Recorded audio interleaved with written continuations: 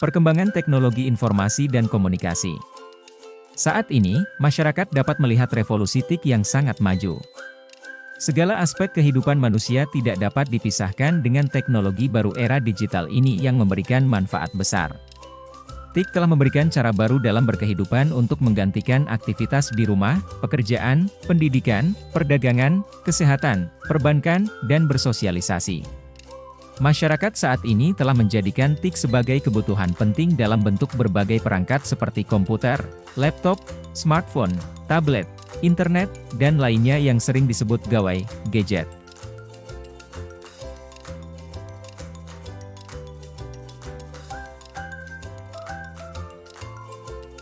Pengaruh TIK terhadap kehidupan masyarakat. A. Aktivitas keseharian. Saat ini, kita dapat mengerjakan aktivitas keseharian kita dengan mudah. B. Pendidikan e-learning. Saat pandemi COVID-19 tahun 2020, proses pembelajaran di kelas digantikan dengan pembelajaran daring menggunakan media e-learning. C. Kesehatan. Ketika kita sakit, saat ini, kita tidak perlu jauh-jauh pergi ke dokter. Kita bisa menggunakan telemedicine di mana kita bisa bertemu dengan dokter secara virtual untuk berkonsultasi tentang sakit yang kita idap. D. Perdagangan. Perdagangan secara online disebut e-commerce. Saat ini, negara kita memiliki situs e-commerce besar, seperti Tokopedia, Bukalapak, dan lainnya. E. Pekerjaan. Dengan berkembangnya TIK, terbuka lapangan pekerjaan yang memerlukan keahlian yang berkaitan dengan TIK. Pekerjaan tersebut bisa dilakukan dari rumah, di antaranya ialah pengembang web, pengembang aplikasi, programmer, administrator jaringan TI, analis data, dan lainnya. Dampak positif dan negatif teknologi informasi dan komunikasi. TIK telah berdampak pada kehidupan manusia, baik berupa dampak positif seperti meningkatnya produktivitas, efektivitas, dan efisiensi. Namun, di sisi lain, TIK juga memiliki dampak negatif, seperti berkurangnya interaksi tatap muka langsung, face-to-face, dan banyak beredarnya berita bohong di internet. Dampak positif. 1. Pengelolaan kegiatan keseharian. Saat ini, kegiatan keseharian kita dapat dikelola dengan bantuan TIK yang berdampak pada produktivitas yang meningkat. 2. Komunikasi dan hubungan sosial. TIK menyediakan fasilitas yang memudahkan kita untuk berkomunikasi dan berhubungan dengan orang lain. 3. Pencarian informasi dan berbagi informasi. Penggunaan TIK mempermudah kita mendapatkan informasi. Hiburan. Selain untuk kegiatan yang formal, TIK juga memberikan dampak positif untuk dunia hiburan, entertainment. 5. Pendidikan. Inovasi dalam pendidikan berkembang dengan hadirnya TIK, media belajar makin menarik dengan hadirnya multimedia yang interaktif. 6. Lingkungan tanpa kertas. Paperless. Penggunaan TIK untuk berbagai kegiatan dengan menyimpan data dan informasi dalam berbagai bentuk menyebabkan menurunnya penggunaan kertas secara signifikan. 7. Pengembangan kecakapan hidup sehari-hari. Dengan akses informasi yang berkualitas, persoalan hidup yang dihadapi manusia akan dapat dibantu penyelesaiannya. Dampak negatif. 1. Penyebaran informasi yang salah. Saat ini, dengan berkembangnya sosial media internet, penyebaran informasi menjadi sangat mudah dilakukan.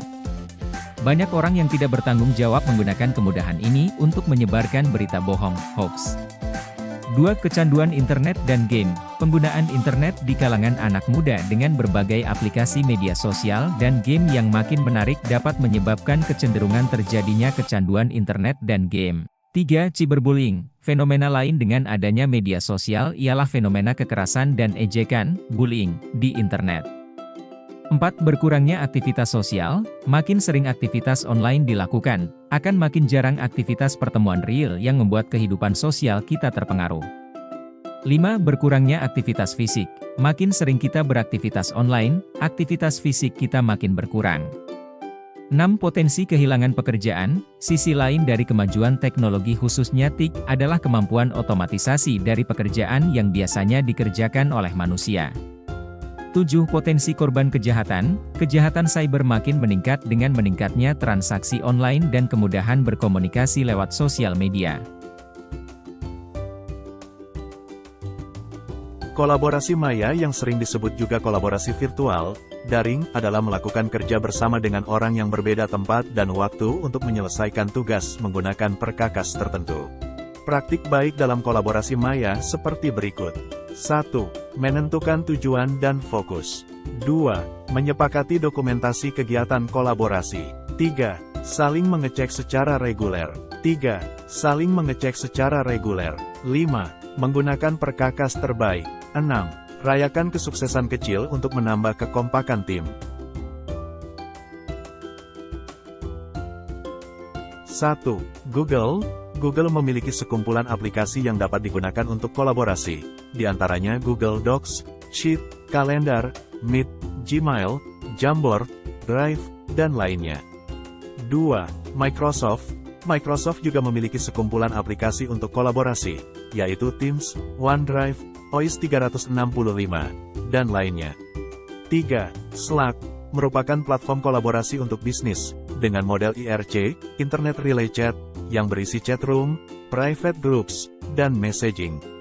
4. Zoom, kolaborasi dalam bentuk teleconferencing dan online chat. 5. GitHub, merupakan perkakas kolaborasi untuk mengembangkan perangkat lunak, termasuk di dalamnya untuk hosting dan pengendalian versi perangkat lunak tersebut. Demikian video pembelajaran kali ini. Semoga bermanfaat. Jangan lupa subscribe dan like.